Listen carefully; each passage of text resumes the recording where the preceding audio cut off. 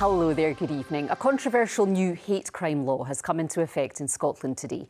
It criminalises threatening or abusive behaviour intended to stir up hatred based on certain characteristics. With a rundown on what the legislation means, here's the BBC Scotland editor James Cook. Scotland has a new hate crime law. Why is it so controversial? One of the most contentious pieces of legislation passed by the Scottish Parliament. The Hate Crime and Public Order Act. It is set to be a shambles from day one. Those who experience hatred tell me they don't just want warm words from their politicians, they want action. It's not just politicians who are arguing about it. J.K. Rowling, Elon Musk, even a hate monster have been dragged in. Because the hate just hangs about like a bad smell. The law creates a crime of stirring up hatred relating to age, disability, religion, sexual orientation, transgender identity or being intersex. Racial hatred's included too, but that was already illegal under an old law. Another part of the new law is about crimes aggravated by prejudice. So if I punch you in the face while calling you an old bag, that might be assault aggravated by age-related hatred.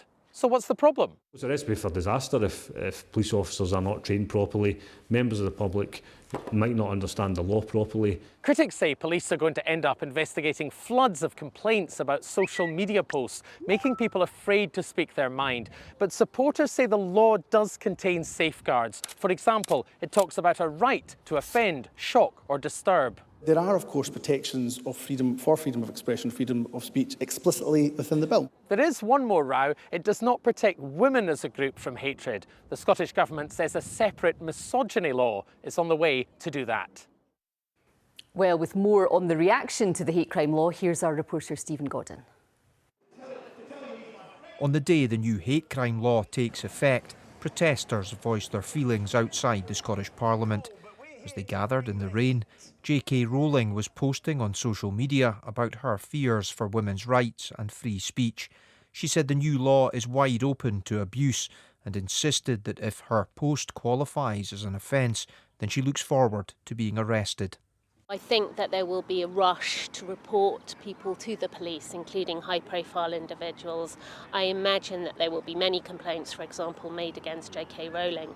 So I think that, yes, there is a high chance the police will be overwhelmed with a lot of complaints, some of which will be purely spurious, but which they have said they will investigate. That tension between those who see the hate crime legislation as a threat to what they can and can't say and others who believe it's absolutely necessary to protect some of society's most vulnerable people helps explain the controversy that surrounded it from the start. The law means that from today, threatening or abusive behaviour intended to stir up hatred against someone with certain characteristics is a criminal offence.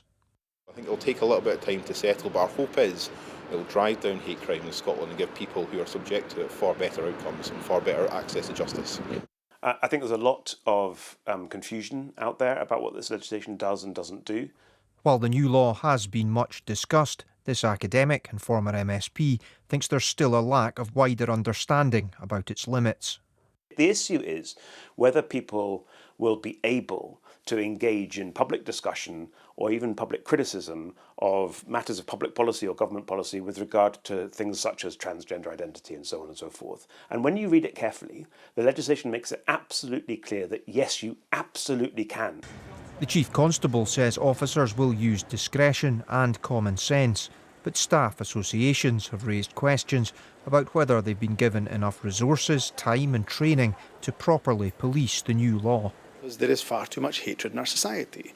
And often those who are the first ones to criticise the Act are also the first ones to tell me they have a zero-tolerance approach to hatred. So now we've got an Act in place, has appropriate freedom of expression safeguards, but also protects people from hatred. It's an Act that everybody should get behind. Day one and multiple complaints have been made. Exactly how many is information police say will be published when available. The often heated conversation about hate crime law is set to continue. Stephen Godden reporting, Scotland. Police are treating the death of a 43-year-old man in Dundee as suspicious. Officers were called to a report of a man found seriously injured in Charleston Road around 11:30 on Saturday night.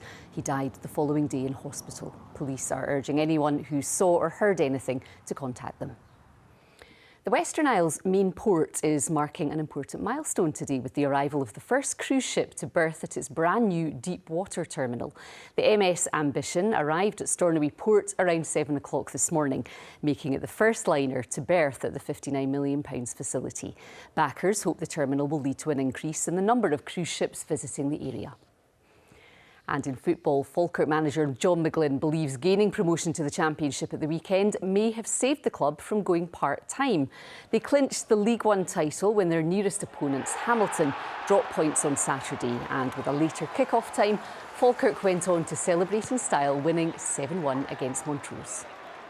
You can't underestimate it, actually. It's huge, because if we didn't get out, you're probably looking at the club possibly going part-time.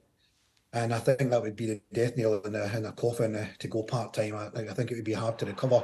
The last 2 years, getting to the Scottish Cup final, having a good season, it brought in money, probably kept us going. And this season, obviously, the crowds are up. It's huge. It's absolutely huge. OK, let's get the weather now with Christopher. Hello, how's it? Hi, Laura. Pretty grey and cloudy, actually. Thank you. Good evening to you. Yes, it's been rather overcast today, hasn't it? Certainly compared with all that sunshine we had on Easter Sunday and the warmth we had as well. Yesterday, temperatures in the teens. Today, single digits, and by Wednesday, around 6 to 9 Celsius. So a cool, cloudy week ahead, wet at times. Low pressure to the south of us and a brisk east-northeast wind feeding in some rather cool air and a fair amount of cloud too. Let's take a look at the next few hours. You can see it's a cloudy picture. Outbreaks of rain more extensive through central, southern and eastern Scotland. But with the cloud, the wind and the rain, temperatures not falling too far overnight. Lows around 5 to 7 Celsius. So to tomorrow, and it is a rather cloudy and overcast day with outbreaks of rain. Fairly persistent in a line from sort of Skye through towards Inverness and Aberdeen. South of here, cloudy with patchy rain. Bit of brightness coming through during the afternoon across parts of Ayrshire, Dumfries and Galloway, South Lanarkshire and the borders, but that could trigger a few sharp showers. Further north, there's that rain just stretching west towards the Western Isles, and north of here, Caithness, Sutherland in towards Orkney and Shetland. Mostly dry, fairly cloudy, cool and breezy. As we head in towards tomorrow evening, we can see that cloud and those patchy outbreaks of rain continue. And it's a similar picture on Wednesday, cloudy with rain in the south working north through the day. And once again, cool, 6 degrees in Inverness, 8 in Glasgow. That's the forecast for now. What a change from yesterday. Indeed. We were lulled into a false sense of security. Thank you, Chris. And that is all for now from me and Chris. We'll be back with the late news at 10:20 tonight, and there is lots more over on the BBC Scotland channel at 7 too. But from everyone here on the team, enjoy your evening and we'll see you later. Bye-bye.